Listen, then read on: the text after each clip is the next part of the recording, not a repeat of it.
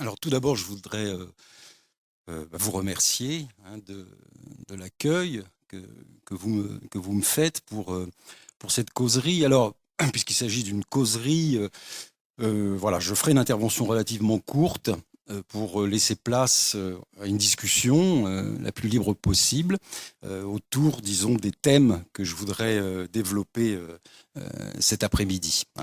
Il me semble que c'est aussi dans la discussion souvent que bon, les analyses peuvent être parfois le plus poussées et voilà, c'est souvent à partir même des questions qu'on se pose et auxquelles j'essaierai de répondre que parfois on comprend mieux ma critique que certains considèrent comme radicale, violente, exagérée du sport lui-même.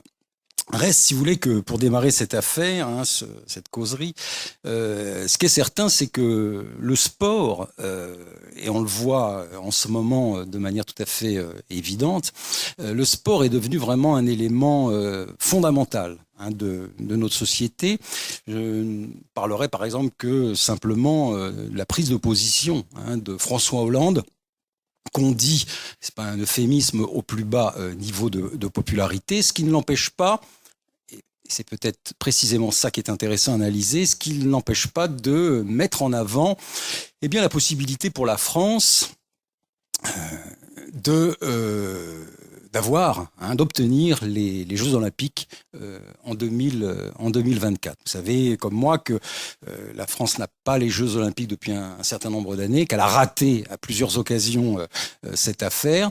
Et on s'aperçoit que même au plus bas niveau politique, voilà, une manifestation sportive, en l'occurrence les Jeux Olympiques, ceux de 2024, sont un moyen vraiment pour se raccrocher. Alors certains disent se raccrocher aux anneaux olympiques pour effectivement un acrobate, Hollande, qui est en train peut-être de perdre véritablement pied. Mais voilà, ce qui m'intéresse, moi, c'est de montrer que une compétition sportive, un événement sportif mondial, international, est vraiment un enjeu politique fondamental. Alors ce que je dis pour Hollande, évidemment, est tout aussi vrai pour son prédécesseur, en l'occurrence Sarkozy, qui avait fait des pieds et des mains et était allé avec les dents, comme il disait, pour que la France obtienne l'Euro 2016, l'Euro de football 2016, qui devrait en principe se dérouler donc dans 2 ans, en juillet 2016. Importance, vous voyez, encore une fois, d'un leader politique, d'un chef politique, en l'occurrence à chaque fois un président de la République, pour obtenir de grandes manifestations sportives. On l'a vu récemment, évidemment, avec la Coupe du Monde de football au Brésil, où la présidente, récemment réélue d'ailleurs, Dilma Rousseff, a tout fait pour maintenir coûte que coûte, y compris contre les manifestations qui avaient eu lieu 1 an auparavant et qui se déroulaient encore de manière proche de cet événement-là, donc a tout fait pour maintenir la compétition et qu'elle ait lieu dans les conditions qu'elle a souhaitées. Alors Dilma Rousseff, en l'occurrence, c'était pas elle qui avait décidé de cette compétition de la Coupe du Monde, ni d'ailleurs des Jeux Olympiques qui vont avoir lieu à Rio en 2016, mais c'était Lula, le précédent président du Brésil, qui avait parlé d'ailleurs à l'époque d'une décennie sportive, montrant bien par là que pour lui, l'entrée sans doute véritable de son pays, le Brésil, sur la scène internationale, passait peut-être objectivement par le fait que le Brésil devait véritablement montrer sa capacité à organiser des compétitions sportives, et en l'occurrence des compétitions qui se suivent les unes derrière les autres, Coupe des Confédérations, mais surtout la Coupe du Monde de football récemment et les futurs Jeux Olympiques en 2016. Il est d'ailleurs tout à fait intéressant de voir que Dilma Rousseff, qu'on disait au plus bas d'ailleurs des sondages, a été réélue. Et si elle a été réélue, je pense que c'est grâce en particulier à la réussite, alors sinon de l'équipe du Brésil, mais la réussite de cette compétition, de son point de vue, parce qu'elle a réussi à faire en sorte que ces compétitions aient lieu, alors que ce n'était pas du tout évident, au vu justement des manifestations très nombreuses qui avaient lieu au Brésil, et qu'elle a réussi, disons, à maintenir, de son point de vue, la paix sociale, en cassant nombre de grèves d'ailleurs, en interdisant d'ailleurs aussi un certain nombre de manifestations, en réprimant de manière assez violente. Ce qui est surtout intéressant de voir, c'est non seulement la capacité de cette présidente Dilma Rousseff au moment de cette Coupe du Monde, mais c'est surtout l'implication de la FIFA, la Fédération internationale de football association, c'est-à-dire l'organisme qui véritablement organise la compétition de la Coupe du Monde de football, qui a su imposer un véritable diktat sur le Brésil lui-même, sur le gouvernement du Brésil lui-même, en demandant au Brésil d'intégrer ce que l'on appelle la loi générale de la Coupe, la Lei Geral da Copa, c'est-à-dire tout simplement une espèce de contrat que le Parlement d'ailleurs brésilien avait signé et qui interdit un certain nombre de choses aux Brésiliens eux-mêmes, qui interdit par exemple de manifester de manière trop exubérante, j'allais dire, de circuler dans un rayon inférieur à 2 km par rapport aux stades eux-mêmes, de vendre des boissons, etc., etc. Bref, toute une série de règlements que le Parlement brésilien a acceptés et qui, d'une certaine façon, mais peut-être contre les Brésiliens, a permis la réussite de cette manifestation. Bon. Paradoxe, mais en même temps, paradoxe, énorme manifestation. On supposait que la Coupe du Monde aurait les plus grandes difficultés à se faire. Souvenez-vous des propos même de Michel Platini, demandant aux Brésiliens « calmez-vous ». Et puis finalement, à l'approche de la compétition elle-même, tout d'un coup, le calme plat, plus véritablement de manifestations, mais un peuple brésilien devant ses écrans et tout d'un coup pris par véritablement, pris d'un coup par cette addiction à la compétition elle-même et la volonté de défendre l'équipe du Brésil. L'équipe du Brésil étant censée représenter la nation brésilienne. C'est ce que disait d'ailleurs Pelé, le roi Pelé, qui disait, à qui voulait l'entendre, que ça suffit, ces manifestations. Il y en a assez de voir tous ces gens défiler dans la rue. Maintenant, nous devons être derrière notre équipe. C'est notre équipe, c'est notre sang, disait Pelé. On voit à quel point, vous voyez, la puissance de cette compétition sportive, la puissance surtout d'intérêt, la puissance, j'allais dire, de rapprochement avec l'équipe même du Brésil, la fameuse Seleção, mais c'est vrai aussi pour toute autre équipe, notre propre équipe de France, l'équipe d'Espagne, d'Italie, etc., fait que dès lors que la compétition véritablement entre dans sa phase finale, eh bien, tout s'arrête. Je veux dire par là que les luttes, la réflexion, la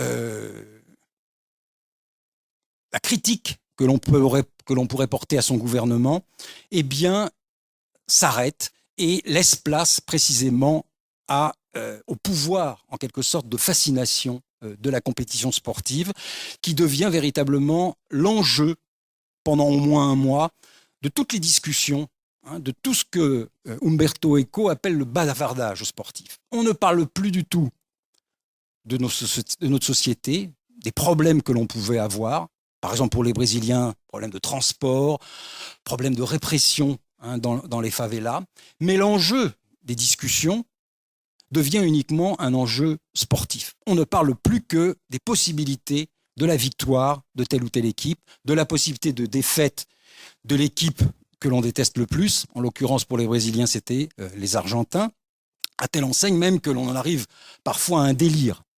Je rappelle les propos du maire de Rio, un an avant la compétition donc, de la Coupe du Monde, qui disait que le maire de Rio, que si l'équipe d'Argentine gagnait, eh bien il se suiciderait.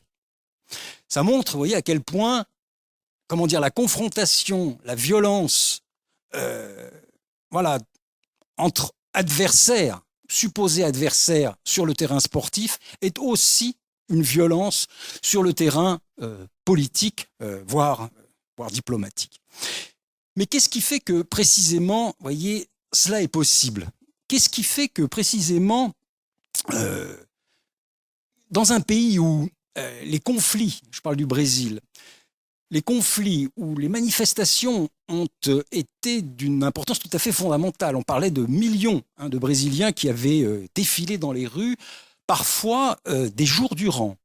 Qu'est-ce qui fait que pratiquement du jour au lendemain, eh bien, ces manifestations, tout d'un coup, se sont taries, se sont même carrément arrêtées, et les manifestants, à part quelques dizaines d'individus, les plus acharnés, dit-on, les plus radicaux, dit-on, eh bien, n'avaient tout simplement plus cours. Comment se fait-il, voyez, que une Coupe du Monde puisse à ce point, finalement, maintenir les gens chez eux et faire en sorte que, eh bien, tout se passe maintenant sur le terrain sportif et plus du tout sur le terrain social ni sur le terrain politique. Bon. C'est ça une question qui moi, m'intéresse parce que c'est là où je vois précisément quelque chose qui me semble très profond et qui me semble très caractéristique, si vous voulez, de l'institution sportive, qui me semble très caractéristique de la compétition sportive, c'est le problème de la croyance. C'est le problème de la croyance, du rapport entre croyance, mythe et société. Et c'est un petit peu là-dessus que je voudrais développer mon propos. D'abord, premier point, qu'est-ce qu'on entend par sport?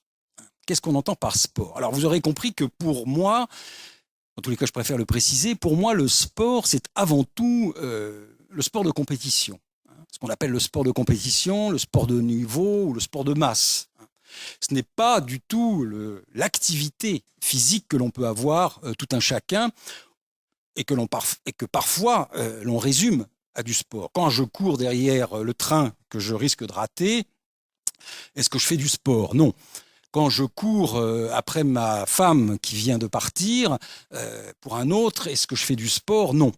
Ce que je considère être le sport, une définition, si vous voulez, du sport, c'est une définition beaucoup plus précise. C'est véritablement l'organisation, voilà, des compétitions sportives, l'organisation institutionnelle avec ses fédérations, avec son organisation très précise, qui fait que voilà, le sport est avant tout le sport de compétition.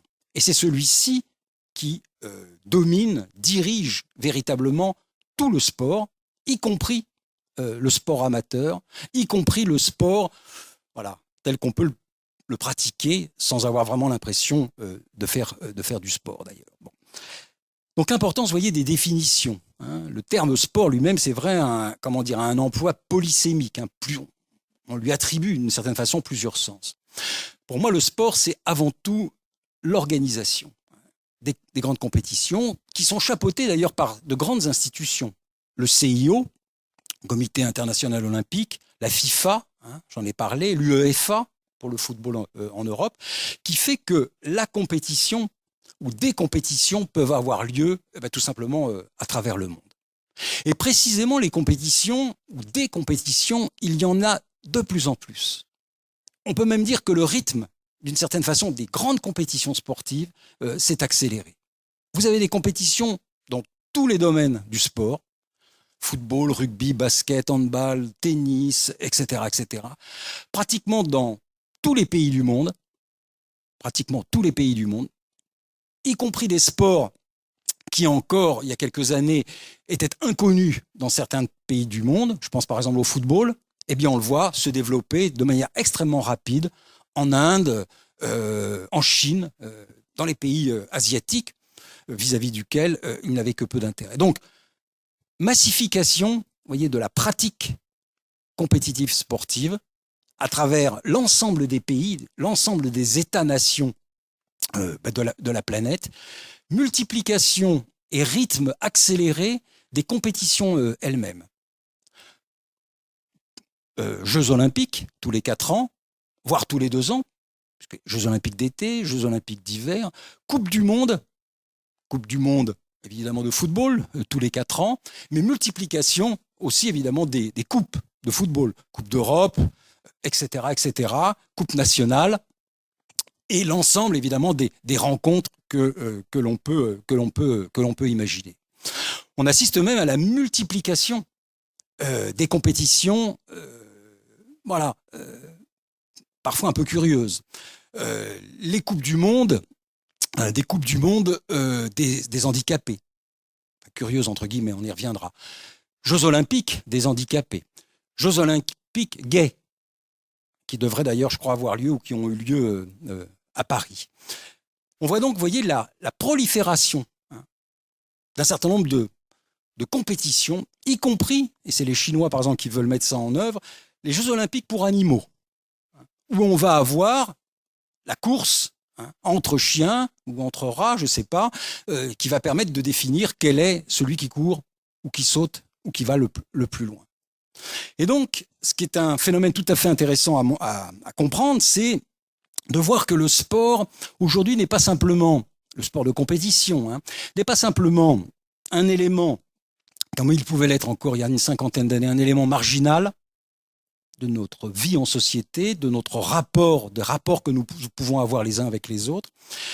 Le sport de compétition n'est plus aujourd'hui, un élément, vis-à-vis duquel on pourrait échapper d'une certaine façon. Mais je pense qu'aujourd'hui, le sport est devenu un élément incontournable de notre vie quotidienne, voire peut-être un peu plus que ça, il est devenu un élément de la vie quotidienne, voire notre vie quotidienne. On pense à travers le sport, on respire le sport, on fait du sport. La politique elle-même est vue comme une joute sportive. Bref, il y a véritablement ce que j'appelle un processus de sportivisation de notre vie politique, sociale, voire culturelle. On considère aujourd'hui que le sport participe d'une certaine façon d'un acquis de la culture. Ce qui m'intéresse et ce que je voudrais développer maintenant, c'est sur cette idée précisément, vous voyez, d'adhésion à des croyances, d'adhésion, disons, au mythe du sport lui-même. Et Dieu sait si le sport développe un nombre de mythes tout à fait étonnants. J'en ai relevé plusieurs. On peut en développer d'autres. Il y en a qui sont peut-être plus importants que d'autres.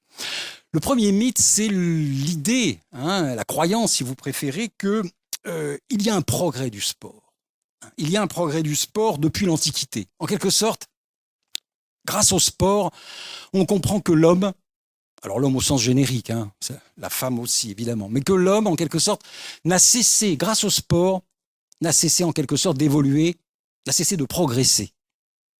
Et ce qui marquerait d'une certaine façon, ce qui manifesterait d'une certaine façon la progression du sport, c'est tout simplement le fait que régulièrement, on bat des records. C'est-à-dire que le temps et l'espace dans lequel nous nous situons sont constamment remis en cause par le record qui définit précisément le temps véritable vis-à-vis duquel nous serions tous en quelque sorte en vis-à-vis. Ça veut dire quoi? Ça veut dire que cette idée de progression constante de l'humanité se ferait précisément par la progression constante des records, qui sont, comme on le sait, toujours battus en natation, en athlétisme. Voilà.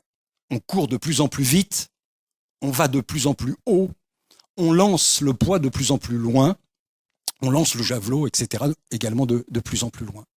Cette idée, vous voyez, d'une progression, en quelque sorte humaine, qui serait liée à la progression des records, me semble être justement un élément tout à fait symptomatique de ce qu'est la compétition sportive. La transformation, en quelque sorte, vous voyez, de notre idée du temps, de notre idée de l'espace, en quelque chose qui a à voir précisément avec une balistique, transformation balistique des objets, transformation aussi corporelle, évidemment, des individus. Dès lors que je franchis une barre à 2,45 m, cela rendrait compte d'une qualité du corps. Le fait que le corps puisse sauter en hauteur si haut, 2,45 m, record du monde, en son hauteur, 6 mètres, je ne sais plus combien, 15 au saut à la perche, serait la preuve, d'une certaine façon, vous voyez, de la qualité du corps humain. Ce serait valable d'ailleurs aussi bien pour les hommes que pour les femmes. Il y a là donc, pour moi, vous voyez, quelque chose de très, disons, de fondamental, qui est cette idée, encore une fois, du progrès de l'individu, du progrès humain, démontré en quelque sorte, se manifestant à travers la progression même des records, qui ne cessent, comme on le sait, d'être battus. Tout le problème, c'est de savoir comment ces records sont battus, par qui sont-ils battus, qui est en quelque sorte, peut-être précisément le point sur lequel il y a débat. Alors, je fais une petite incise là-dessus, mais j'y reviendrai, on en reviendra dans le cours de la discussion.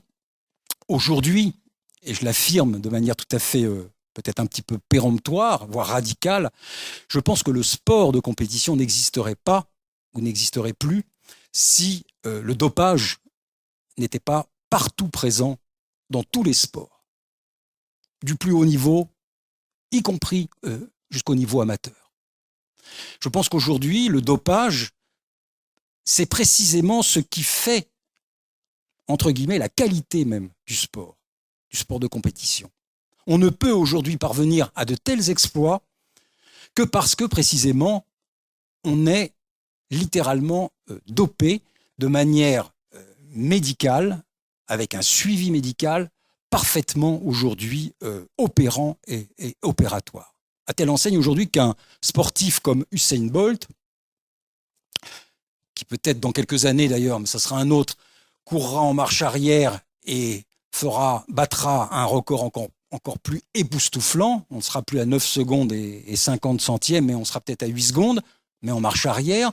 Eh bien, et il y aura peut-être encore des gens pour l'applaudir, eh bien cela n'est possible que par un dopage médicalement assisté. D'ailleurs, Usain Bolt, on ne le voit qu'à des moments particuliers, au moment précisément des Jeux Olympiques ou de certaines Coupes du Monde, mais on ne le voit jamais ailleurs. Je vous rappelle que toute l'équipe jamaïcaine qui avait gagné en homme ou en femme les Jeux Olympiques, eh bien, ont tous été convaincus de dopage, sauf Usain Bolt. Donc l'idée, vous voyez, premier mythe de progression du sport par le progrès des records, qui semble être une espèce de progression infinie et qui fascine précisément du fait de cette capacité en quelque sorte infinie du record.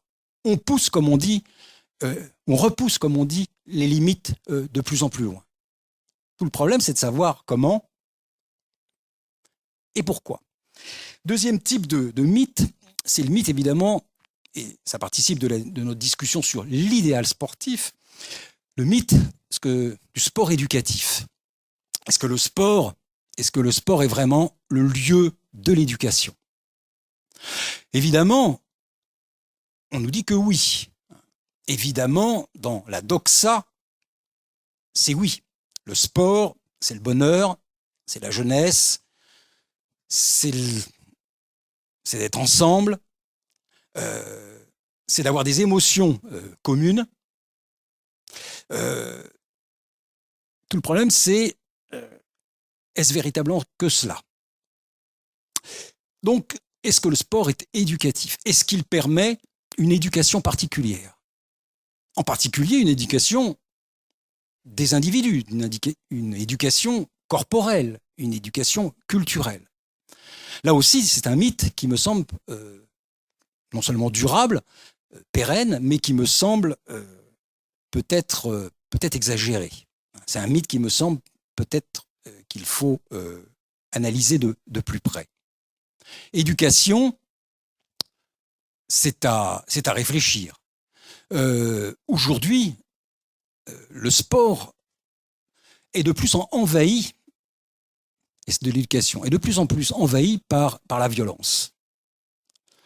Violence des compétitions, violence dans la compétition, entre joueurs.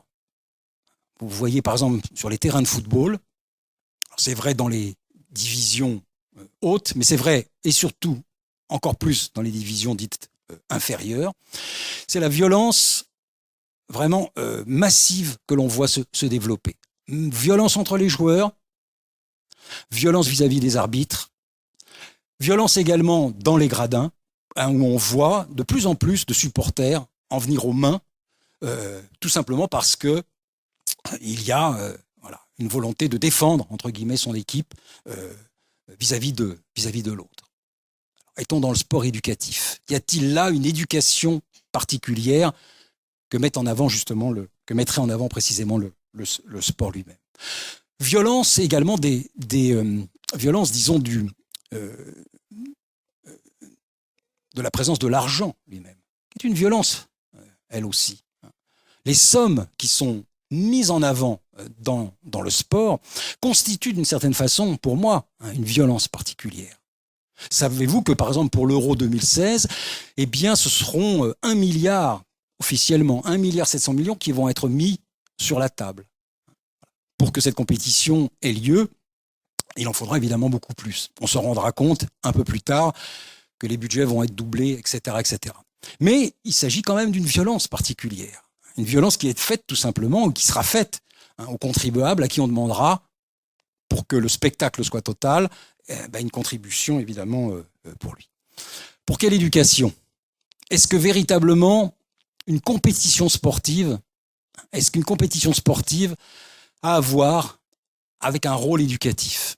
Est-ce qu'un champion sportif, aujourd'hui, a à voir avec une fonction éducative particulière? C'est la question que je me pose. Ou au contraire, est-ce que ça ne participe pas d'un mythe particulier? Troisième mythe, c'est le mythe du champion. Je crois que là, il y a aussi une volonté, il y a une adhésion tout à fait incroyable par rapport au champion. Le champion est devenu, c'est vrai, une espèce de figure, ou la figure même majeure de nos sociétés actuelles. Elle a pratiquement remplacé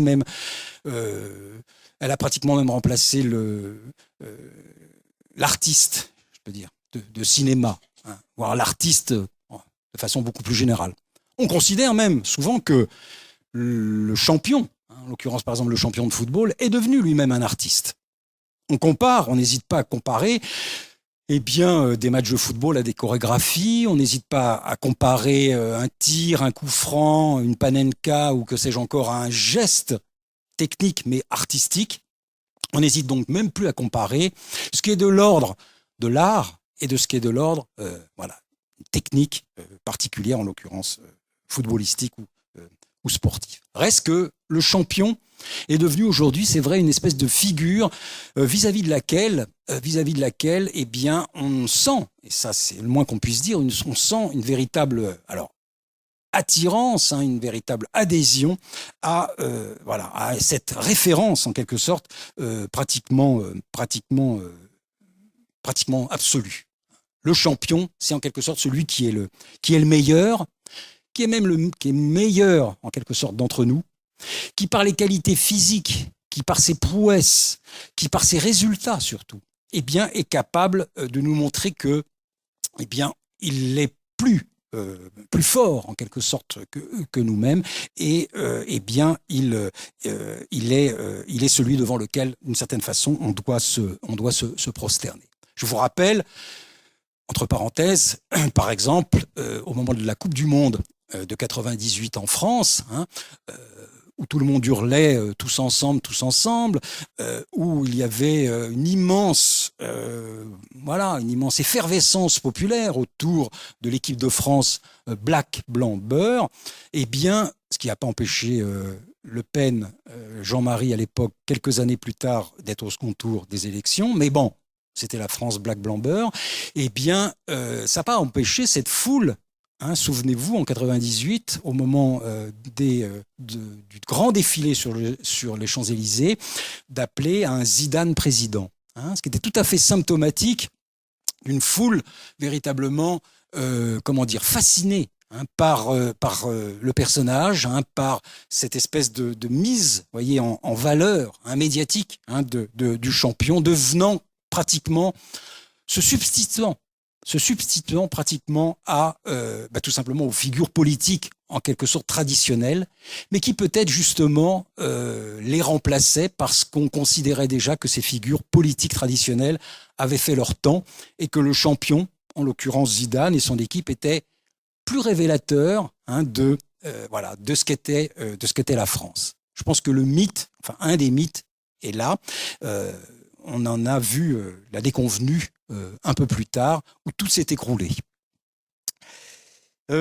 Quatrième mythe, et puis après on passera peut-être à une discussion. Quatrième mythe, l'idée du sport perverti. Hein, du sport perverti. Voilà, c'est l'idée, si vous voulez, qui est assez courante que finalement le sport, ce n'est pas vraiment la violence, c'est pas le dopage, c'est pas l'argent, qui sont aujourd'hui vraiment les trois éléments, j'allais dire la Sainte Trinité, hein, ou le triptyque actuel, hein, qui fait vraiment le sport. Non, le sport, voilà, c'est autre chose.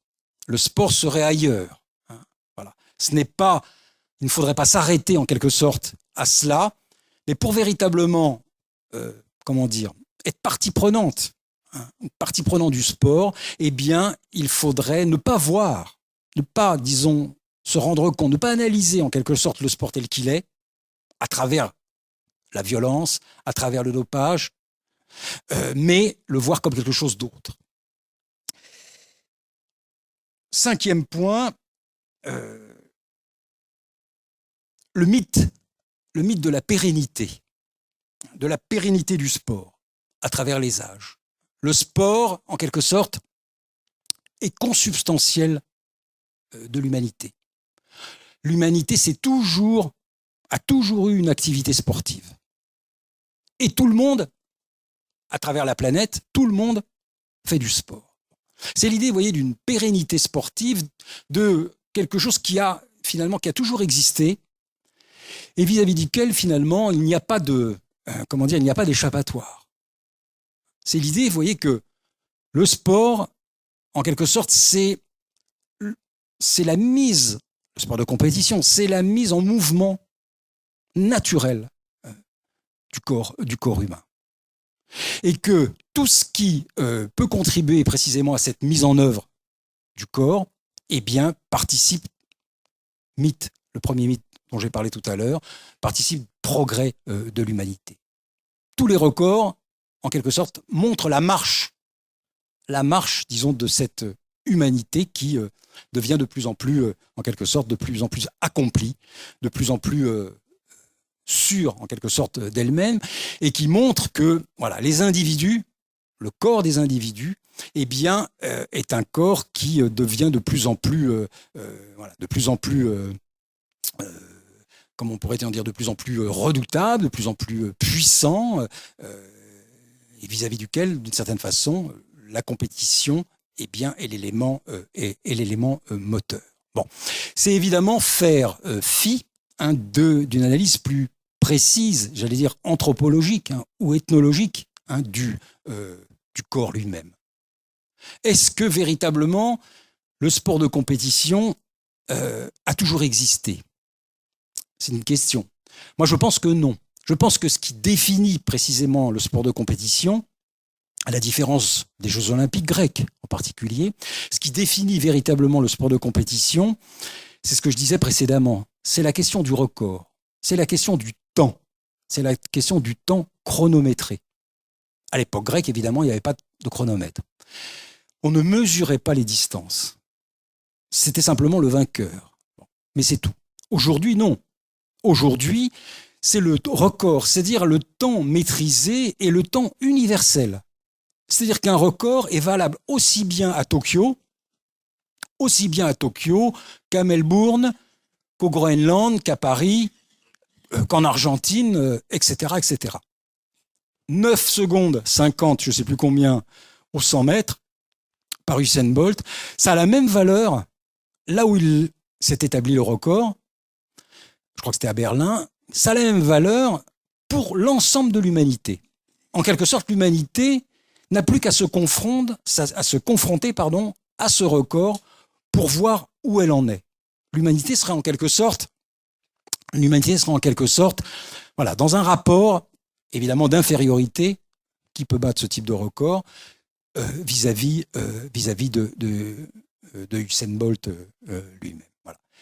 Mais toute la question, c'est de savoir est-ce que l'on doit accepter, est-ce que l'on doit accepter que que ces hommes biomécaniques dont on voit progressivement qu'ils sont en train de se modifier sous nos yeux. On parle de dopage. Alors c'est plus le dopage d'il y a 50 ans, où les nageuses de l'Est prenaient des petits biscuits chauffants pour pouvoir mieux nager ou un peu plus vite. Aujourd'hui, le dopage est un dopage scientifique, avec des cellules souches, avec toute une médicalisation tout à fait impressionnante qui fait qu'aujourd'hui, on peut greffer évidemment des cellules, des muscles, etc. sur les sportifs pour pouvoir véritablement les transformer en hommes bioniques, en hommes véritablement en hommes sportifs. Et toute la question, elle est là. Est-ce qu'on donne crédit à la compétition sportive? Est-ce qu'on donne crédit au record pour nous dire que c'est ça l'avenir de l'humanité?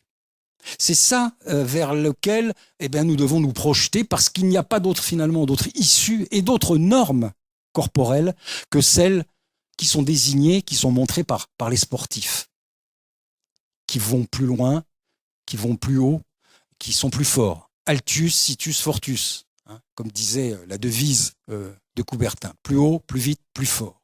Mais jusqu'où? Jusqu'où? Et contre qui? Et je terminerai là-dessus.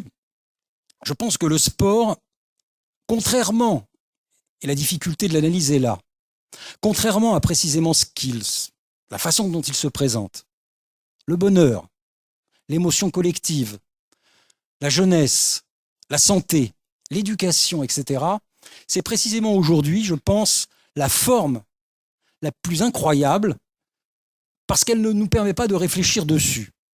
C'est précisément aujourd'hui le phénomène qui me semble aujourd'hui le plus incroyable parce que c'est le phénomène vis-à-vis duquel la réflexion, la critique est de plus en plus difficile tout simplement à opérer.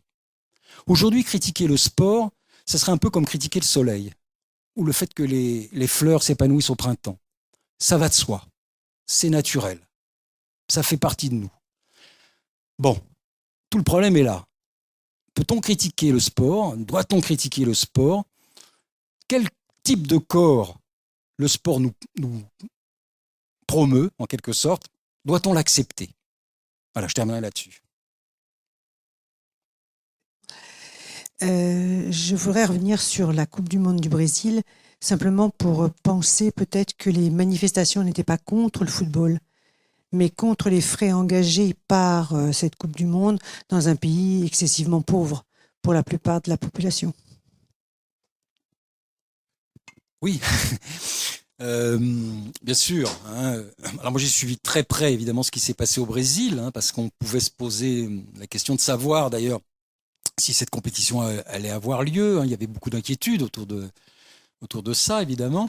Alors ce que vous dites est vrai, en partie. Beaucoup de manifestants commençaient aussi à remettre en cause, alors pas directement le football en tant que tel. Il n'y avait pas de panneaux, pas de manifestants, pas d'affiches qui se prononçaient de manière directe et sans et de manière évidente contre le football. Mais vous aviez quand même beaucoup de qui remettaient en cause la compétition dans le sens où elle remettait en cause les sommes hein, le coût même de la compétition. Alors vous allez me dire, c'est pas la même chose. C'est pas la même chose, mais c'est quand même très lié. Hein, parce que dès lors que vous commencez à remettre en cause tout simplement le coût des stades, hein, il a fallu rénover, voire construire un certain nombre de stades, ça a coûté des fortunes, avec toutes les prévarications, concussions, etc. qui ont lieu à ce moment-là, hein, dans le cadre du BTP brésilien. Hein, le gouvernement d'ailleurs brésilien lui-même était assez impliqué hein, dans cette affaire où il y a eu on a limogé un certain nombre de personnes d'ailleurs. Eh bien, la population a quand même bien compris que dès lors que qu'une compétition se mettait en place, se mettait en œuvre, ça allait demander un effort tout à fait important. D'où un nombre tout à fait nouveau. Hein, moi, je suis les compétitions sportives depuis une quarantaine d'années, et c'est vraiment la première fois que j'ai vu des manifestants, se rapprocher si près. Alors, je dirais pas d'une critique du sport, mais se rapprocher si près, vous voyez, d'une remise en cause des éléments, disons, fondateurs du sport. Les stades. C'était jamais arrivé auparavant. On remettait en cause les stades. Il y avait certains banderoles qui disaient si votre enfant est malade, ne l'emmenez pas à l'hôpital. Il n'y en a pas, emmenez-le au stade. Sous-entendu que c'est là où l'argent public était tout simplement était mis. Et donc les grandes revendications autour, c'est vrai, des Brésiliens, autour du transport. C'est là-dessus que ça a démarré, hein, les manifestations. Grande revendication autour des transports, la possibilité tout simplement de pouvoir se déplacer facilement, parce que dans les grandes villes brésiliennes, c'est très difficile hein, de se déplacer. Il n'y a pas vraiment de moyens de transport communs, en quelque sorte. Eh bien, ils se sont vite rendus compte hein, qu'il y avait un gouffre financier, en tous les cas que s'ouvrait un gouffre financier autour des stades. Et donc, il y avait une remise en cause des stades eux-mêmes. Avec des manifestations, souvenez-vous, avec des manifestations certes dans les rues, mais beaucoup aussi de manifestations autour des stades eux-mêmes. Au moment de la confédération, de la coupe des confédérations, juste avant la Coupe du Monde de football, où c'était vraiment à proximité des stades, où on venait dénoncer tout simplement le fait que il y allait y avoir beaucoup d'argent dans cette affaire. Et puis aussi, c'est vrai, des questions. Hein, autour de l'équipe elle-même du Brésil. Est-ce qu'une équipe, est-ce que cette équipe, d'une certaine façon, était représentative de la nation brésilienne hein? Est-ce qu'elle était représentative de la nation brésilienne? Est-ce que le Brésil, mais c'est vrai finalement pour d'autres, est-ce que c'est représentatif de la nation? Alors pas au sens de Le Pen, c'est parce que dans l'équipe de France, il y a des Noirs, il y a des Blacks, il y a des Arabes que c'est pas représentatif, non. Mais est-ce qu'une équipe est représentative d'une nation au sens où le football, au sens où une équipe de football serait représentative de la diversité, tout simplement d'une nation? Est-ce qu'une nation s'exprime à travers une équipe qui serait en quelque sorte ambassadrice de cette nation? Et le champion, en quelque sorte, son élément fédérateur. Toute la question est là. C'est ce dont j'ai parlé tout à l'heure du mythe lui-même. Bon. Voilà, pour répondre, disons, rapidement à votre question. Mais ça pose effectivement un problème plus de fond, qui est celui d'une critique peut-être plus directe de la compétition elle-même. Et on s'est aperçu, c'est vrai qu'au moment de la Coupe du Monde de football, dès lors que la compétition s'est véritablement mise en branle, à quelques jours, il n'y a plus du tout de manifestation. Ça s'est arrêté net. Ça a un petit peu repris au tout début, alors de manière paradoxalement tout à fait étrange et inquiétante, quand Dilma Rousseff, je crois que c'était la première fois où elle prenait la parole dans un stade au Brésil, justement au tout début, je crois que c'était au premier match, où elle ouvre justement à la compétition. Et là, des milliers de Brésiliens qui étaient dans le stade ont vraiment été tout à fait ignobles ont hurlé un slogan Dilma, Dilma, va te faire. Vous imaginez la suite. Et ça a été repris par vraiment voilà, par le stade lui-même, renvoyant Dilma Rousseff, voilà, vis-à-vis de laquelle on peut être très critique, mais renvoyant Dilma Rousseff à son histoire propre, qui est celle d'une militante qui a été torturée, précisément, au Brésil, de manière tout à fait atroce. Et on renvoyait au moment même, voyez, de cette compétition, par des spectateurs ou des supporters déjà un peu ivres de football, ou se préparant à une ivresse particulière, renvoyant justement cette ex-militante, la renvoyant à son histoire, en quelque sorte. Mais ça s'est fait dans un stade. Et c'est pas un hasard, je pense, si le stade est ce lieu, justement, où voilà, l'effervescence populaire, entre guillemets, eh bien, peut parfois, vous voyez ce qu'un philosophe appelait la voix de la masse, peut parfois prendre voilà, une tonalité tout à fait inquiétante. Bonjour, je m'appelle Damien. D'abord, merci pour cette présentation qui a été extrêmement riche en beaucoup de thèmes. Je ne vais pas poser toutes mes questions ainsi, sinon ça va paraître confus au final. Je vais essayer d'aller par étapes. Et je vais poser les deux premières questions, toutes simples. C'est qu'aujourd'hui, en fait, le sport est devenu aussi, on va dire, le symbole du rayonnement d'une nation. L'équipe nationale de France qui gagne, on parle de la France partout. Vous avez parlé de violence, vous avez raison. Moi, je parlerai donc de rayonnement. Je dirais que les enjeux, par exemple, aujourd'hui, pour une nation qui gagne, c'est aussi dire, à travers le thème que vous avez abordé tout à l'heure, du dopage, c'est dire notre capacité à modifier les choses, la capacité de notre science, justement, à faire en sorte qu'on fabrique des champions. Donc, il y a des impacts sur notre capacité ou notre avancement, on va dire, médical. Moi, je poserais également la question de dire aujourd'hui le rapport avec le spectateur qui regarde le foot. On incite le Marseillais qui se met à se battre contre le Parisien lorsqu'il y a une confrontation des deux équipes n'est plus du tout sur le champ sportif. On a dépassé ce cap déjà, on est dans autre chose. Et ce rapport-là m'intéresse énormément aujourd'hui de voir quelle est la transformation qui se passe chez l'individu qui tout d'un coup se met devant son écran en train d'applaudir telle ou telle équipe, qui n'est pas simplement en train d'observer un match avec on va dire des capacités techniques, avec des gestes techniques, avec une beauté de jeu, mais transcende ça, va au-delà et projette des fantasmes. Donc en rejoignant votre mythe. Ça, c'est dangereux pour moi. Et aujourd'hui, un travail éducatif par rapport à ça me semble être parfaitement important. Le troisième point que je voudrais aborder, c'est le sujet de l'argent. Le sportif aujourd'hui gagne beaucoup d'argent. C'est un gain, c'est un appât de gain qui fait qu'aujourd'hui, le travail même intellectuel est dévalorisé. Ça pose d'énormes sujets à la société entière. Enfin, je reviendrai beaucoup plus en arrière maintenant pour dire le sport a toujours existé. C'est aussi le dépassement de soi. Ça n'était pas qu'un acte négatif en soi.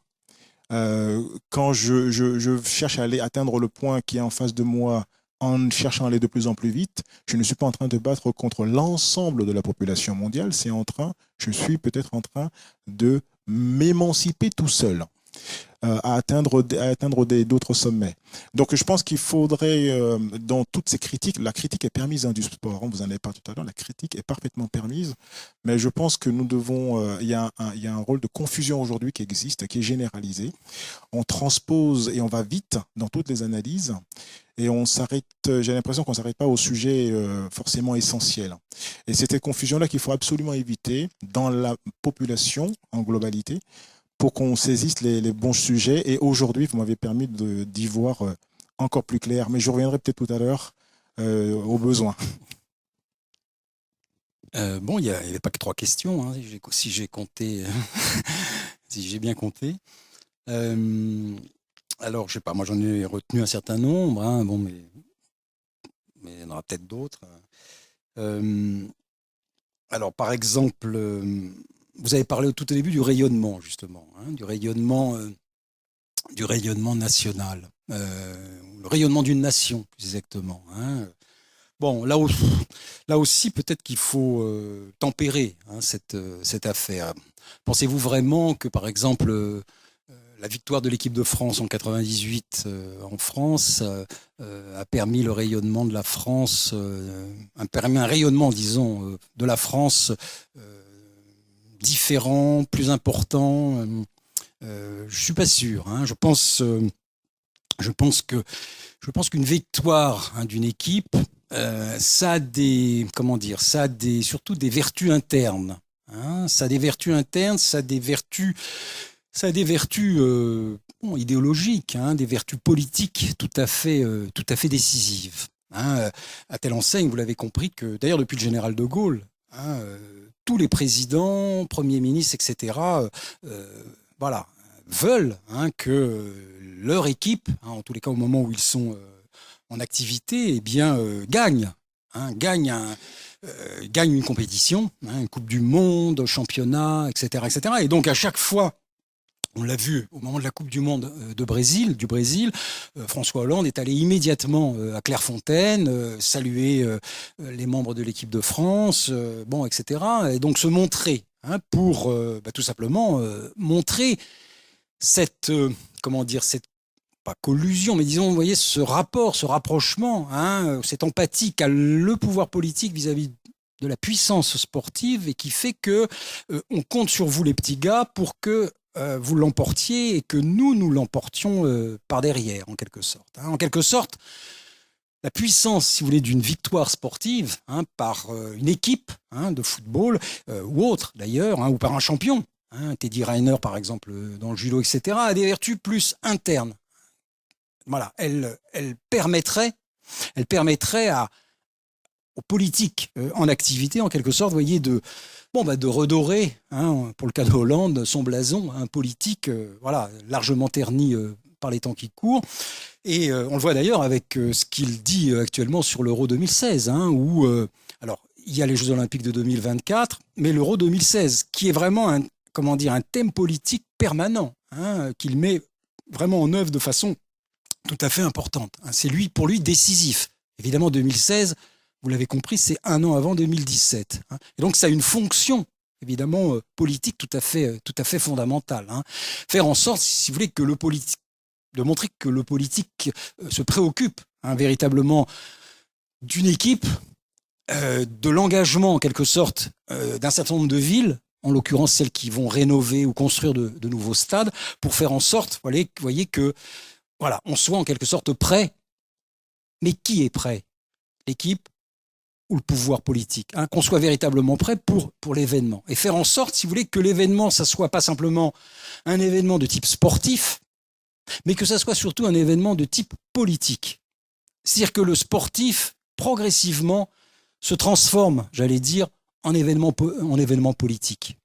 Souvenez-vous de Chirac, que je déteste pas plus qu'un autre, hein, mais qui était véritablement aux anges hein, en 98, Jospin aussi, évidemment, quand l'équipe de France de football avait gagné, parce que le retentissement de cette victoire, c'était pas simplement le fait que Zidane et autres, bon voilà, mais c'était surtout évidemment un retentissement politique, directement politique. C'était de pouvoir se montrer derrière ou avec l'équipe de France, derrière la Coupe du Monde, celle qui avait été gagnée par ses ambassadeurs. Hein. Et de là, évidemment, à montrer cette union entre, d'une part, le politique et, d'autre part, le monde, en quelque sorte, le monde sportif. D'où l'intérêt permanent hein, des politiques pour le sport. Beaucoup moins, d'ailleurs, des sportifs pour le monde politique, dont ils se méfient souvent, hein, bon, sans doute à juste titre, en quelque sorte, de leur point de vue.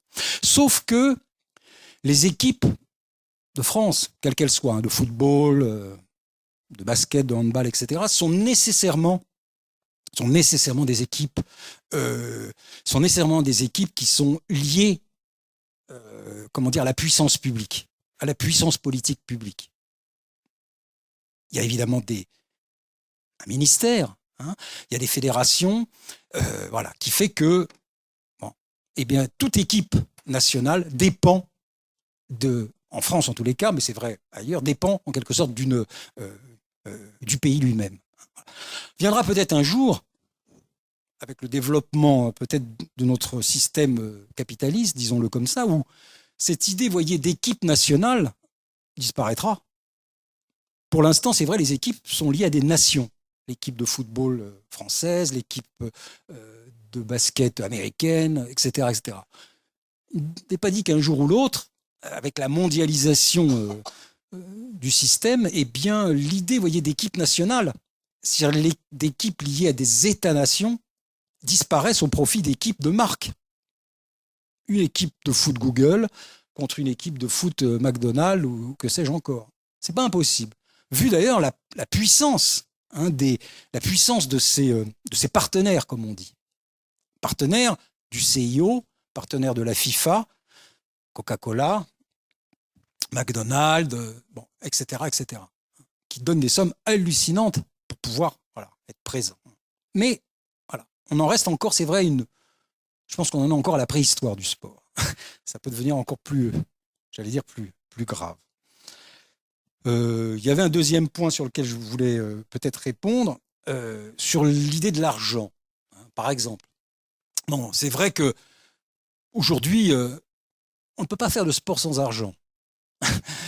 Le sport ne peut plus se développer de manière, comment dire, indépendamment d'un cursus personnel, voire d'un cursus professionnel vis-à-vis duquel, évidemment, l'argent est là. Ça commence très tôt. Et d'ailleurs, on peut s'en inquiéter. Enfin, moi, je m'en inquiète parce que je ne comprends pas d'ailleurs que la Ligue des droits de l'homme ne s'en inquiète pas plus. Mais il faut que vous le sachiez, par exemple, vous avez des jeunes dans le football. Alors, est-ce que c'est de l'ordre de l'éducation? Mais vous avez des jeunes dans le football, à Clairefontaine, qui sont quand même dans un lieu séparé du monde, qu'on a recruté par des agents qui sont allés dans telle ou telle région française, voire en Afrique, ce qu'on appelle des détecteurs, qui vont les chercher, ces jeunes, 13-14 ans, qu'on fait venir de temps en temps avec leur famille, qu'on installe à Clairefontaine et qu'on fait travailler. Alors c'est sport-études. Je peux vous dire que c'est beaucoup plus sport qu'études. On leur donne plus rapidement, disons, le bac, et puis les choses sont jouées. Bon, mais c'est quand même inquiétant. Est-ce qu'aujourd'hui, dans un pays comme le nôtre, est-ce qu'il est normal qu'à cet âge-là, 13-14 ans, des jeunes soient sous contrat? Alors, ce n'est pas eux, évidemment, c'est leurs parents. Et donc, vous voyez l'importance, l'impact, la présence immédiate, dès le plus jeune âge, de l'argent, tout simplement. Alors, évidemment, les familles poussent. Quand on a un rejeton qui tape bien dans le ballon, ou qui joue bien au tennis, on a même découvert des tout gamins, 5 ans, 6 ans, qui jouent dans des clubs, par exemple aux États-Unis, qu'on a détectés très très tôt. Voilà. Ils sont sous contrat. Bon, c'est un problème quand même. C'est un problème. Voilà, donc l'argent est présent de façon massive, très rapidement dans l'évolution d'un athlète, d'un sportif, et évidemment tout au long de sa carrière. Alors ce que vous dites est vrai sur les masses d'argent. Il n'y a que peu de sportifs, mais qui gagnent beaucoup, beaucoup d'argent. Surtout, évidemment, dans les clubs, par exemple dans le football, mais ce n'est pas le sport où on gagne le plus. C'est le golf, c'est surtout d'ailleurs la Formule 1, où on gagne le plus d'argent. Et puis surtout le baseball. Voilà. Le football, ça vient après, si je peux dire. Mais quand vous regardez les sommes, vous voyez, ne serait-ce qu'un Ribéry analphabète de son état, mais ça ne l'empêche pas de gagner des milliers de SMIC par mois. Moi, j'avais fait le calcul une fois, c'est littéralement inouï. Et pourtant, ça marche. Je veux dire par là, ça marche, c'est-à-dire que on a beau le savoir, on a beau en être offusqué, on a beau trouver ça inouï, eh bien l'adhésion marche quand même. On est, on est littéralement, fasciné par, alors pas le personnage, mais par sa technicité, sa rapidité, par évidemment l'environnement global qui fait que il est montré comme il est un champion et que cette idée-là, vous voyez, d'un champion résonne au plus profond de nous-mêmes comme quelque chose qui est une valeur vis-à-vis de laquelle, eh bien, on ne peut en quelque sorte pas résister. Irrésistible. Irrésistible. Bon. C'est le problème. C'est bien le problème. Donc, vous voyez, présence de l'argent, présence de cette fascination vis-à-vis d'un modèle, en quelque sorte. Il a beau être, alors je prends lui, mais il y en a d'autres, il a beau être, bon, peu intéressant, c'est vrai pour d'autres, Zidane, pour arriver à lui faire dire quelques mots, c'est pas facile. Il a beau être ce qu'il est, il y a quand même, voilà, un rapport de fascination, d'hallucination, en quelque sorte, collective, vis-à-vis des prouesses, des supposées prouesses. En tous les cas, des prouesses que l'on considère comme telles. On ne considère plus aujourd'hui une peinture d'un Kandinsky comme une prouesse. La véritable prouesse, c'est la prouesse corporelle. C'est la prouesse du corps. C'est celle où on comprend que quand il y a un record de battu, ou quand il y a une victoire, quand il y a une performance, c'est cela qui donne en quelque sorte le là, vous voyez, des valeurs, de la hiérarchie des valeurs. C'est celle qui fait que le corps, voilà, est lié à ces capacités-là, à cette prouesse-là, à ces records-là. Et plus du tout, d'une certaine façon, à d'autres sphères de la culture. Et c'est ça, moi, qui m'inquiète. Je pense que le sport a tout remplacé. La politique, l'art, la culture. Bon. Je suis Yves-Stéphane Bas. Je voudrais dire merci au conférencier parce qu'il nous a quand même nourris sur plusieurs termes. Mais à l'écouter, j'ai l'impression qu'il reproche au sport d'être un sport de compétition où le champion est le meilleur des hommes. Si oui, qu'il nous énumère donc les domaines dans lesquels la compétition est absente dans le commun des mortels. Merci.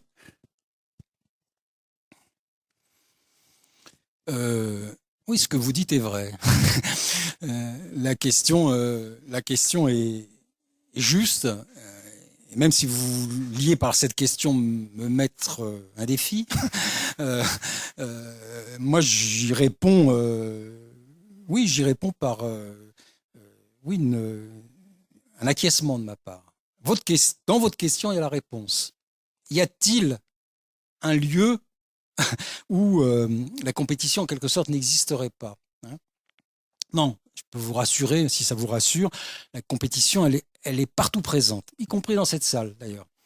Vous voyez, c'est une forme, oui, de compétition soft, que d'être face à un public, que d'avoir un temps qui m'a été donné, de produire un discours dans un temps donné, d'avancer un certain nombre d'arguments, etc., etc. Il y a des formes. Je pense que la forme sportive, d'une certaine façon, c'est vrai, s'immisce absolument partout. S'immisce absolument partout.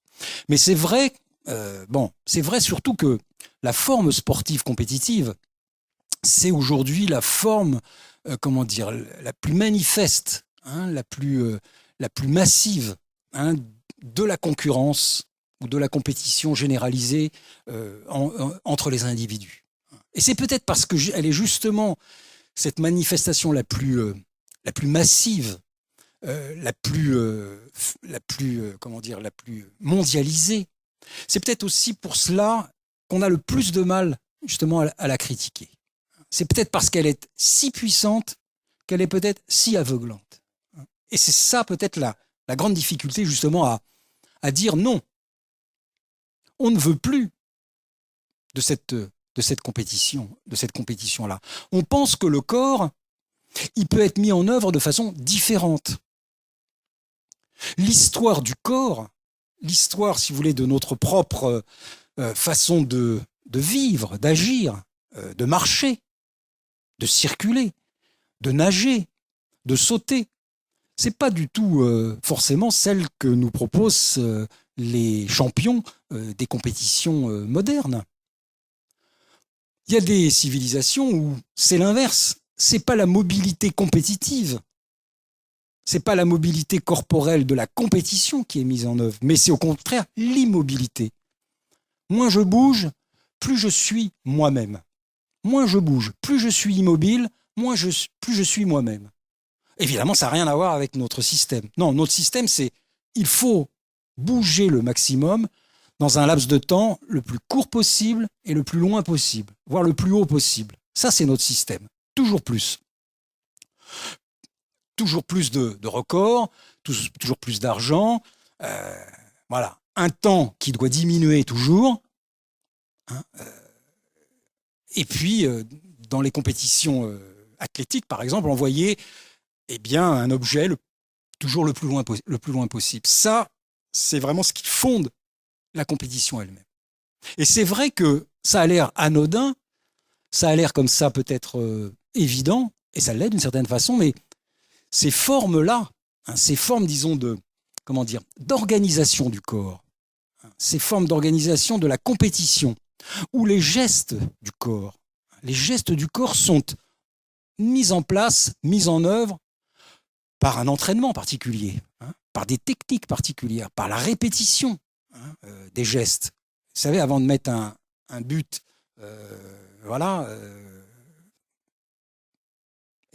on répète pendant des mois, des années, le même geste. Bon. Moi, je pose la question, je pose cette question. Est-ce que vraiment c'est ça? Est-ce que c'est vraiment ce corps-là que l'on veut? Est-ce que c'est ce corps qui devient tout à fait énorme, inouï, qui est parfois à la limite du monstrueux, et qui fait que il n'y en aurait pas d'autre.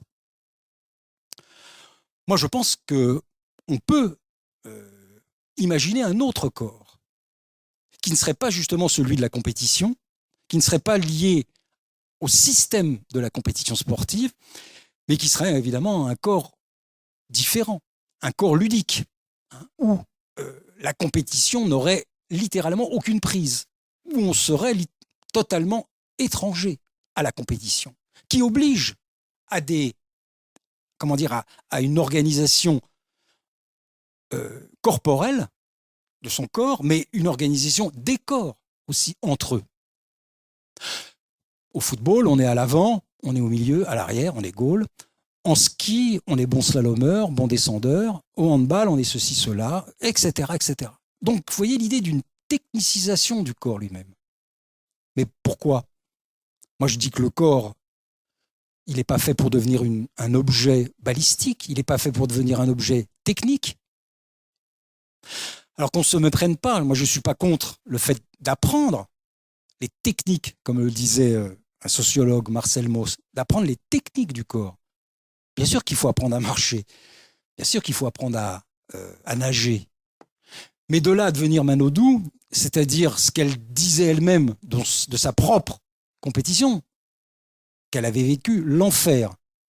L'enfer, c'est-à-dire 12 km par jour à regarder le fond bleu de la piscine, entre deux lignes d'eau. Est-ce que c'est ça que l'on veut? Est-ce que c'est ça le modèle éducatif? Et pourtant, c'est bien celui-là que l'on nous montre partout. On nous montre un corps souffrant, mais un corps victorieux, enfin, avec certaines victoires.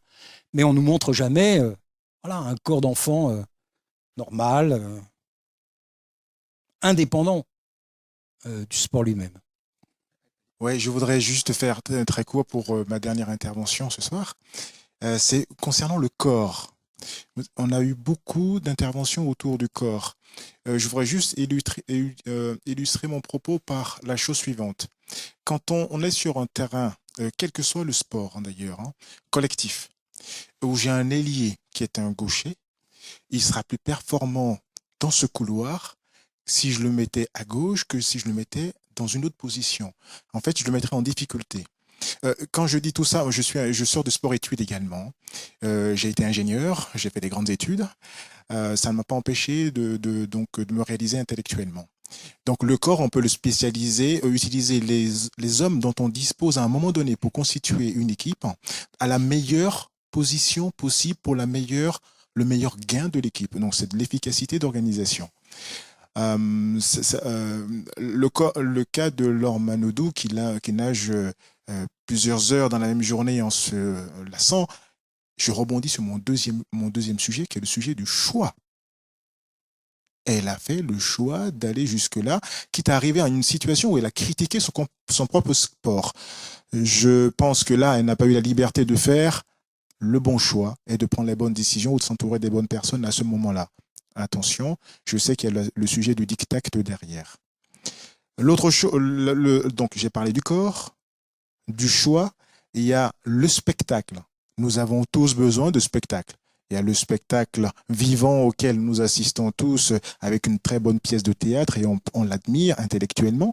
Et puis il y a le spectacle où les corps s'animent dans un jeu de balle et on apprécie également diversement ce spectacle également. Et celui-là qu'on nous offre à différents échelons aujourd'hui et libre à chacun de le prendre avec la plus grande relativité. Et le dernier sujet, c'est la dérivation. Pour rebondir sur votre approche que vous avez eue aujourd'hui concernant le champ politique.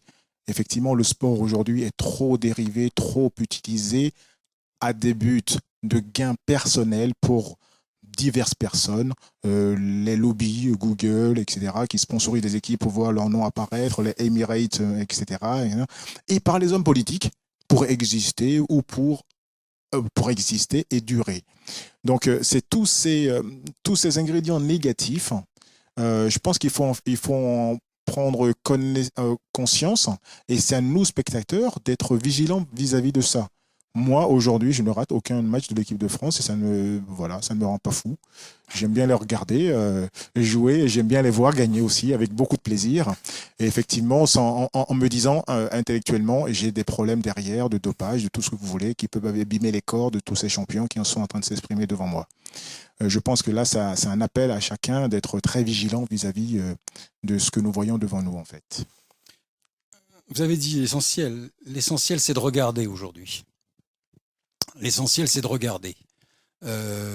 Après, ça n'a beaucoup moins d'importance, le reste. L'essentiel, c'est d'être fixé par la télévision, d'ailleurs, principalement.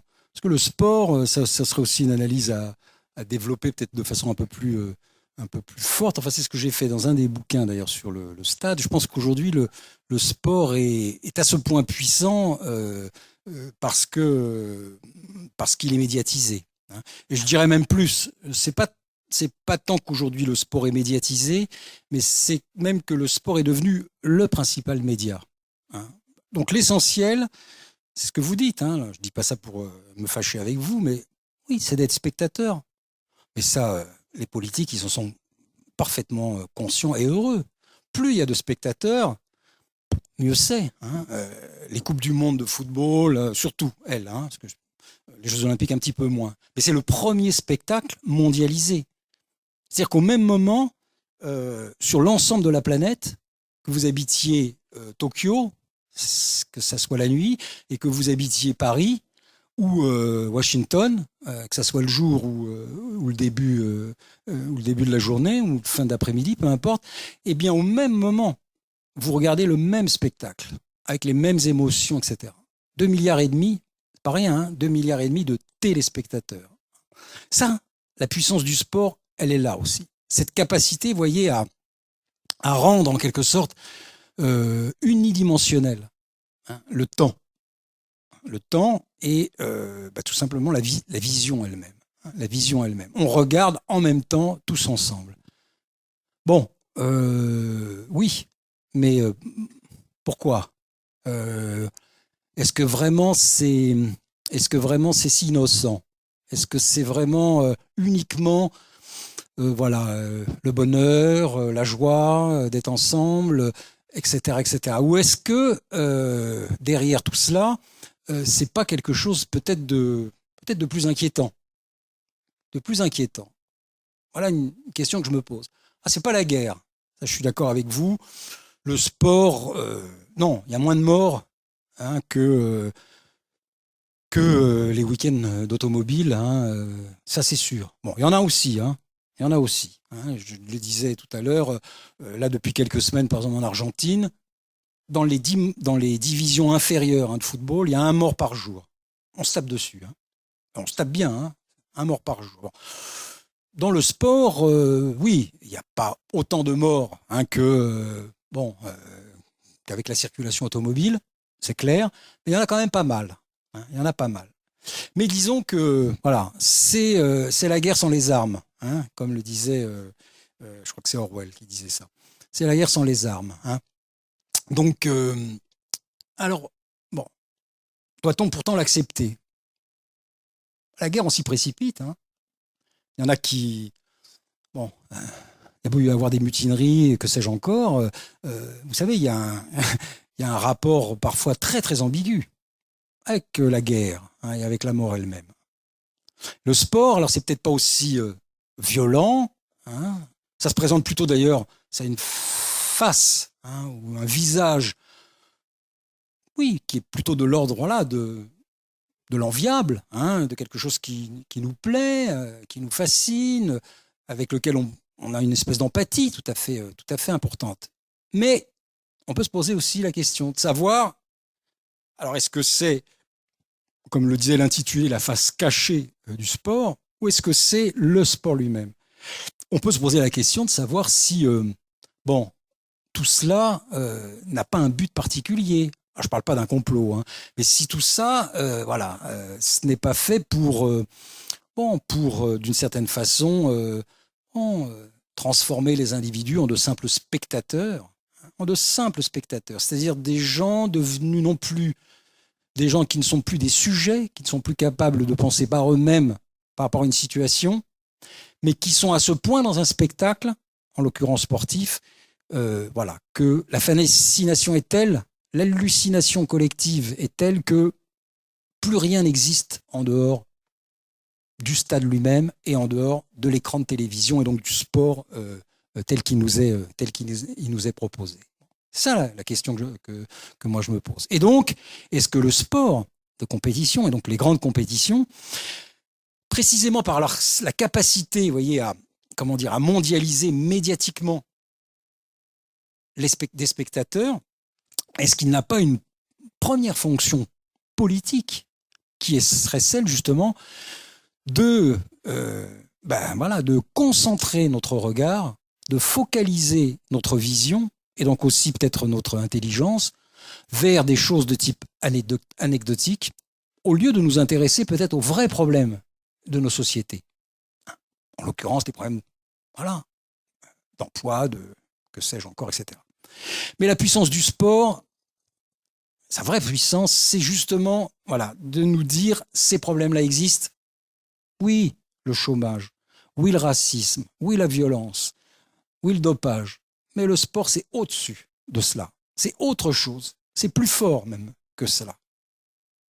Bon, voilà comment on adhère. Voilà l'aspect, disons, d'une certaine façon paradoxal du sport lui-même. Est-ce que quand on critique le sport, on ne tombe pas facilement dans la caricature en disant le sport, c'est le dopage, c'est l'argent, tout ce que vous avez dit. Et quand je vais voir, je suis pratiquant par exemple de badminton ou de curling, je ne m'y reconnais pas. Mais quand je vais voir mon médecin, il me dit il faut que je fasse du sport. Là, je vais lui dire non. Je vais pas faire. Donc, il faut se méfier de tomber très vite dans les caricatures parce qu'après, ça serait contre-productif. Parce qu'on pourrait dire le sport, c'est la violence, c'est les supporters, c'est le fanatisme, etc. Et en dénonçant, en exagérant la dénonciation, on tombe dans le vide. Parce que, c'est comme ça. Et ce qu'il faut voir, c'est dans le dopage aussi qu'il y a des limites, qu'on va arriver bientôt, bien sûr qu'on essaiera toujours de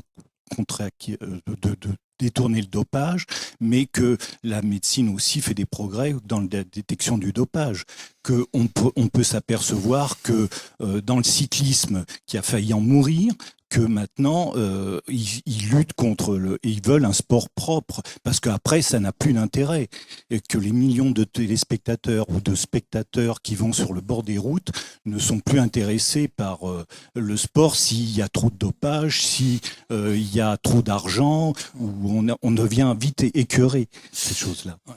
Là, je suis moins il y a surpris. des limites. Et ce qui fait en sport, là, en fait, on ne devrait pas dire critique du sport, mais critique du sport-spectacle. Avec là, tout ce que ça contient. Et c'est pas forcément le sport en lui-même qui a dénoncé, mais c'est tout ce qu'il y a autour, c'est-à-dire les médias, la presse, puis nous tous, hein, parce que quand il y a du sport à la télévision, ben, il y a forcément des fortes audiences, et ça, on peut se le demander. Alors sur le premier point, je ne suis pas d'accord avec vous, hein, sur l'idée vous voyez, par exemple, du dopage, hein, sur la question du dopage. Je pense que le dopage a été très longtemps, d'abord a été nié. Moi, je me souviens quand j'ai commencé à m'intéresser aux questions du sport, on vous disait non, les sportifs, ils fonctionnent à l'eau claire, hein, les cyclistes, non, il n'y a pas de souci particulier, on suit bien ce qu'il pratique, on suit son régime, etc., etc. Il y avait une négation, enfin on y est, disons, tout type, on appelait ça le doping à l'époque d'ailleurs, hein. On y est, toute pratique de doping, hein, voilà, autour des sports qui visiblement, le cyclisme, qui visiblement en faisait usage, hein. Jacques Anquetil avait pu déclarer que oui, il fonctionnait pas qu'à l'eau. Bon, ça passait comme ça, hein. D'autres, hein, avaient pu faire des déclarations qu'on a revues il n'y a pas si longtemps d'ailleurs. Bon, voilà, il n'y avait pas une émotion particulière autour de ça. Ce qui me paraît aujourd'hui beaucoup plus dangereux par rapport au dopage, et contrairement à ce qu'on veut nous faire croire, on veut nous faire croire que voilà, on est entré dans l'ère de la lutte contre le dopage. Voilà.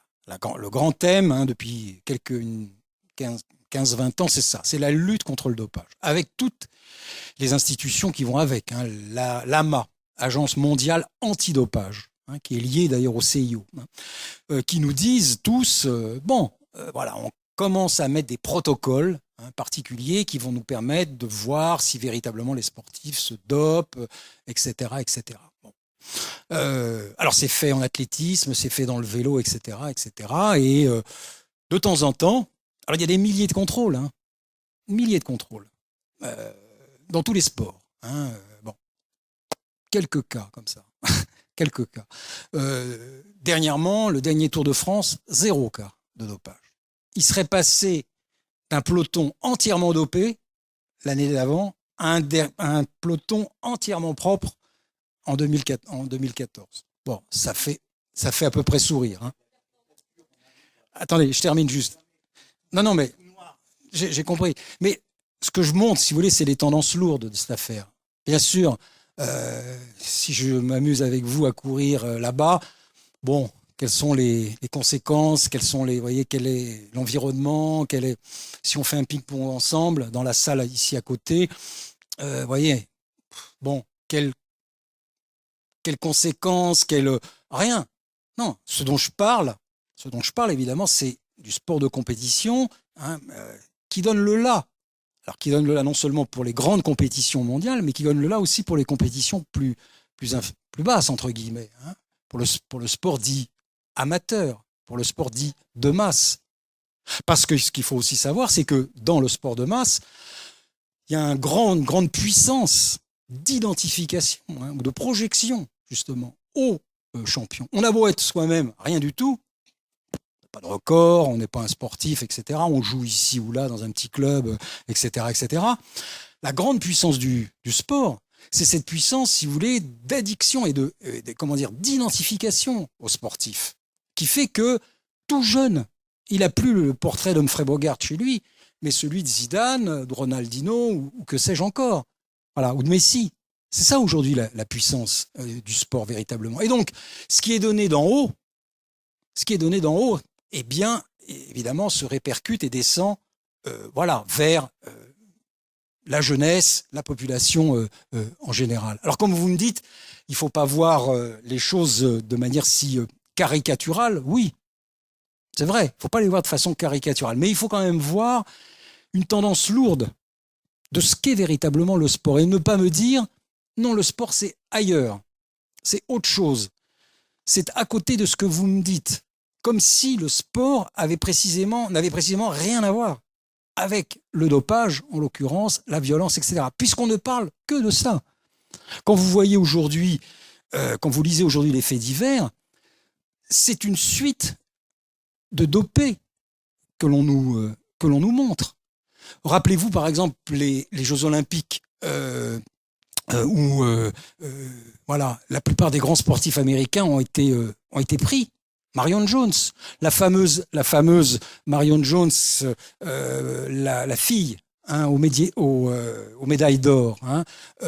Bon, elle a reconnu, après l'avoir nié d'ailleurs, elle a reconnu s'être dopée sur toute sa carrière. Et elle a été destituée de toutes ses médailles. Mais ça a été vrai aussi pour d'autres. Tim Montgomery, Asafa Powell, etc., etc. Tous dans le 100 mètres, dans les compétitions de 100 mètres, 200 mètres, 4x100, etc., etc. Tous. Et c'est pareil, par exemple, pour les athlètes en Allemagne de l'Est. Mais le vrai problème par rapport au dopage, est-ce que véritablement il y a un contrôle aujourd'hui du dopage ? Ça, la question. Est-ce que véritablement aujourd'hui on peut imaginer le sport tel qu'il est sans le dopage ? Ça, c'est pour moi véritablement la question. Moi, je crois que non. Je crois qu'aujourd'hui, les sportifs sont dopés, médicalement assistés par un dopage chimiquement organisé, préparé, avec des médecins tout à fait spécialisés pour cela, et c'est dans toutes les compétitions, dans toutes les fédérations. Regardez ce qu'ont dit les sénateurs. C'est très intéressant de voir, vous savez, il y a eu toute une campagne qu'ont organisé, une mission qui a été organisée par les sénateurs où on défilait des sportifs, des entraîneurs, etc. Et ils vous disent tous, bien sûr, aujourd'hui, mais qu'est-ce que vous croyez ? Pour pouvoir atteindre un tel niveau de performance, mais vous croyez qu'on fonctionne avec des petits cachets qui chauffent les muscles ? Ben non, ça se passe complètement différemment. Ça se passe en dehors des circuits même traditionnels de contrôle. Tout ça se fait de façon tout à fait différente. Vous prenez aujourd'hui celui qui a été le grand prophète du dopage généralisé, que des sportifs d'ailleurs sont de plus en plus à réclamer. Yannick Noah, il nous a dit il n'y a pas longtemps, puisque les Espagnols gagnent tant d'épreuves, tant de compétitions, il faut que nous aussi on s'y mette. Et le dopage ne doit plus être un tabou. Le dopage doit aujourd'hui devenir le mode d'exercice véritablement de la compétition, des sportifs. C'est ça, moi, qui m'inquiète. Autrement dit, le dopage ne se fait plus du tout, n'est pas du tout contrôlé comme on le prétend, mais au contraire, il est engagé véritablement dans la compétition elle-même. Comment se fait-il, par exemple, qu'au football, vous voyez, il n'y ait jamais de contrôle. Alors, le président de la FIFA, Sepp Blatter, il dit ça ne sert à rien de se doper. Pas du tout. Vous les voyez courir pendant 90 minutes comme s'ils avaient des piles Duracell. C'est absolument stupéfiant. Ils ont une masse musculaire, une puissance, si vous voulez, une énergie absolument incroyable. Incroyable pour tenir comme ça des rythmes, non seulement des compétitions, mais entre les compétitions. Il y a 40-50 ans, on jouait un match par semaine dans les grandes compétitions. Aujourd'hui, on en joue tous les 3 jours. C'est impossible de tenir autrement. Et d'ailleurs, la plupart sont à la casse. Vous parlez d'un joueur de foot aujourd'hui, c'est toujours entre 2 blessures. Toujours entre 2 blessures, toujours en train d'être réparé. Mais comment ? Zidane lui-même avait avoué. Bien sûr que je lui ai pris de la créatine. C'était en Italie. À l'époque, c'était pas interdit. Aujourd'hui, la créatine fait plus partie d'ailleurs des produits dopants. Il en prend. Et ce crétin de Johnny Hallyday qui nous dit « Oh bah oui, Zidane, je l'ai rencontré en Suisse. » Évidemment, il se fait remplacer tout son sang. Interdit, autorisé, bon, etc., etc. Oui, je voudrais dire en préambule que je sors d'un terrain de foot, alors j'espère qu'elle pourra dire quelque chose, où j'arbitrais un match de jeunes et à ma décharge supplémentaire, J'ai été journaliste dit sportif, j'étais journaliste tout court. J'étais journaliste politique aussi, journaliste en diplo et journaliste économique. J'ai tout fait. Et ma partie sportive, je l'assume aussi. Je trouvais que je partageais tout à fait votre point de vue sur la violence dans le sport, l'argent dans le sport, le dopage dans le sport, la triche dans le sport, la politique dans le sport. Il y en a plein. Il y en a partout. C'est tout le temps, simplement parce que le sport fait partie de la société. C'est un élément essentiel de la vie sociale, vous l'avez dit vous-même. Donc c'est tout à fait normal que le sport fournissent de la violence, sécrètent beaucoup d'argent, sécrètent de la triche. Il n'est pas à l'abri des maux de la société dans son ensemble. Et donc de ce côté-là, il n'y a pas à condamner plus le sport qu'un autre secteur de la société. C'est la même chose. C'est peut-être plus caricatural, c'est peut-être plus médiatisé, précisément parce que le sport est populaire. Et donc il n'y a pas de raison qu'on mette plus l'accent, qu'on incrimine davantage le sport que d'autres aspects de la vie sociale du pays. Je voulais dire aussi que, on parlait de caricature tout à l'heure, je pense que c'est plutôt de généralisation qu'il faut parler. Moi, je sors de ce terrain de football, j'ai arbitré un groupe de jeunes gars qui ont grosso modo entre 15 et 25 ans. J'ai vu des gestes plutôt chouettes. J'ai vu des gestes intelligents, des feintes, des passes, une solidarité entre des joueurs. J'ai vu une dramaturgie. J'ai vu la beauté des gestes. J'ai vu de la joie. J'ai pas vu seulement de la violence, du dopage et de la politique. C'est cette généralisation qui me gêne un peu, pour tout vous dire. C'est la première chose que je voulais vous dire. D'autres petits points que je voulais évoquer. Vous parlez des champions de football qui deviennent quasiment, qui remplacent les présidents ou les premiers ministres. Je crois que les premiers à peut-être se poser la question de savoir pourquoi la masse, comme vous parlez, analphabète, réagit de cette façon-là. C'est peut-être parce que les politiques ne sont peut-être pas à la hauteur de leurs tâches et que c'est une façon éphémère, bien évidemment. Zidane n'a toujours pas, à ma connaissance, n'a toujours pas été élu président de la République. Il ne le sera probablement pas. Schwarzenegger a été gouverneur de Californie, effectivement, oui. Il n'est pas diplômé encore, d'ailleurs, Zidane. Et il n'est pas diplômé encore. Mais je pense que de ce côté-là, lorsqu'on fait du sport, on n'est pas forcément dupe de tout cela. On peut simplement, et vous avez à parler du corps ludique, le mot ludique est important. On est simplement attiré par le jeu. Et tous les êtres humains sont naturellement, instinctivement attirés par le jeu. Et le jeu implique effectivement la compétition. Ah non. Mais non. Le jeu implique de vouloir. C'est tout le problème. C'est tout le problème. C'est effectivement tout le problème. Je crois que deux personnes qui jouent ensemble, à un moment ou à un autre, il y en a un qui voudrait gagner par rapport à l'autre. Ça ne veut pas dire qu'il va l'écraser, ça ne veut pas dire qu'il va l'humilier, ça ne veut pas dire forcément qu'il va vouloir éprouver un mépris profond pour son adversaire. Simplement, il joue. Et vous prenez n'importe quel gamin dans un terrain vague qui va se mettre à jouer avec un autre gamin, il va pas forcément véhiculer des images données par la télévision ou par les journaux. Il va simplement vouloir jouer. Et ça, c'est peut-être un point que moi je considère comme important parce que c'est ce corps ludique dont vous parliez. Le jeu est important pour les gens. Enfin, lorsque vous dites que les spectateurs sont en quelque sorte un peu conditionnés par ce que leur montrent les médias, c'est vrai, c'est tout à fait exact.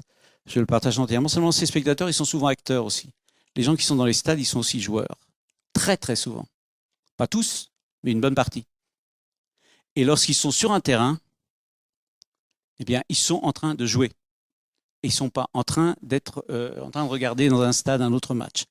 Enfin, le stade comme succédané d'un champ de bataille, oui, bien évidemment.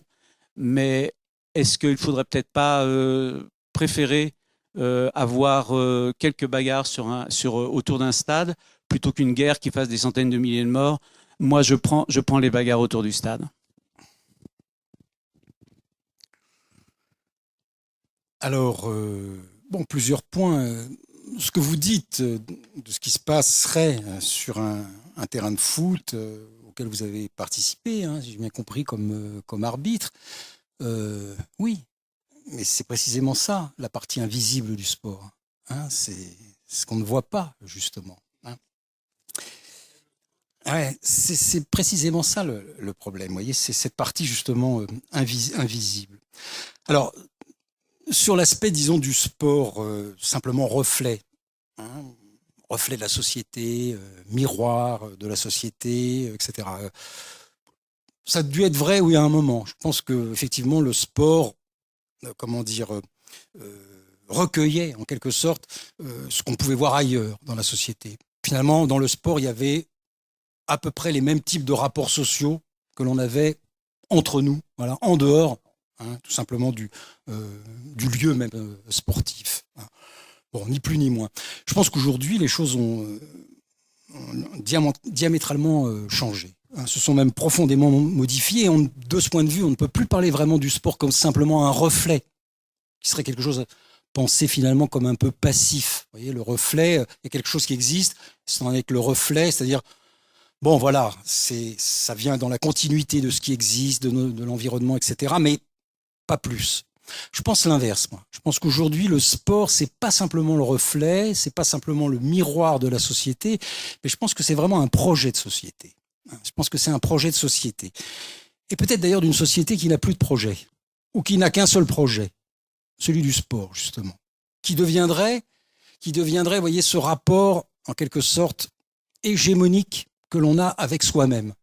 Je ne peux me confronter à l'autre et à moi-même qu'à travers précisément la compétition sportive. Je ne peux pas imaginer, y compris d'un point de vue imaginaire, je ne peux pas imaginer autrement ou autre chose de la vie sociale, d'un rapport ludique, plastique, libre avec l'un et l'autre, ou avec l'autre, que dans le cadre, voyez, normé, technique, que donne précisément la compétition sportive. Alors quand vous me dites, bon, il y a un jeune, il y a un ballon, il y a un deuxième jeune, etc., etc. Oui, c'est vrai. C'est d'ailleurs la propagande, je ne dis pas ça méchamment, mais c'est d'ailleurs la propagande de la FIFA de nous dire ça. Les images, vous savez, de la Coupe du Monde, c'était quoi? C'était des petits gamins un peu bronzés dans les favelas, en nous disant, voilà, la Coupe du Monde, elle commence là. Non, elle commence pas là, la Coupe du Monde. Pas dans les favelas, elle commence dans les stades, surtout. Elle commence autour de champions, elle commence autour d'une compétition très particulière. C'est pas les gamins des favelas qui font la Coupe du Monde. C'est la Coupe du Monde qui, d'une certaine façon, oui, font les gamins des favelas. Alors quand vous dites, il suffit de mettre un ballon et puis on voit ce qui se passe. Oui, c'est pas faux. Moi aussi, je suis comme vous, j'étais un bon joueur de foot. Je voyais parfaitement comment ça se passait. On a toujours envie d'être devant, on n'a pas envie d'être sur le banc de touche, on a plutôt envie de mettre des buts, il peut arriver de tricher, voilà, on en veut à l'arbitre, il n'est pas question de faire des équipes mixtes, mais l'humanité, elle est peut-être divisée en deux, mais pourquoi finalement, dans le football ou ailleurs, la mixité telle qu'on la connaît, elle ne serait pas partie prenante. Hein, pourquoi pas? Et c'est vrai que dès que vous commencez un tout petit peu à modifier les règles du football, à introduire la mixité, ne plus compter les points, changer d'équipe, mais là ça devient, les gens sont malades. Ça ne correspond plus au modèle dominant. Je vais jouer avec l'adversaire, mais c'est impossible. Non, pour qu'il y ait vraiment sport, il faut 2 adversaires parfaitement reconnus, avec d'ailleurs des maillots différents, etc., etc. Mais on peut très bien imaginer, on pourrait très bien imaginer que, voilà, pourquoi pas, oui, avoir une activité physique, mais voilà, en se mélangeant. Or, le sport, c'est l'inverse. C'est la ségrégation, c'est la division homme-femme, c'est la ségrégation entre les bons et les mauvais. Non, non, toi, tu rentres pas dans l'équipe, t'es un petit gros ou t'es une grande... non, ça marche pas. Ségrégation homme-femme, ségrégation sur des critères corporels, trop gros, trop fin, que sais-je encore. Voilà. Ségrégation. Donc, oui, quand on essaye de remettre un petit peu en cause, c'est très très compliqué. Et en général, on est mal accueilli. Et c'est vrai dans toutes les compétitions. Je pense qu'aujourd'hui, le sport, ça aurait pu être un développement aussi autour de la question de la nature. C'est un élément important, moi, qui me semble aujourd'hui décisif, c'est la puissance du sport par rapport à la nature.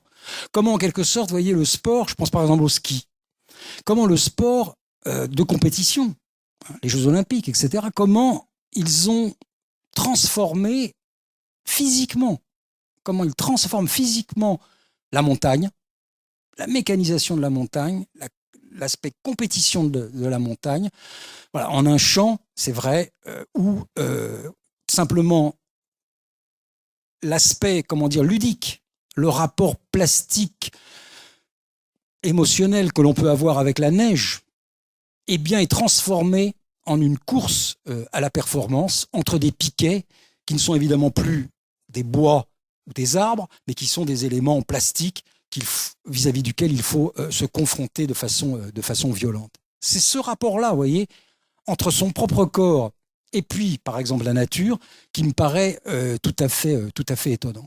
C'est la même chose pour les terrains de foot.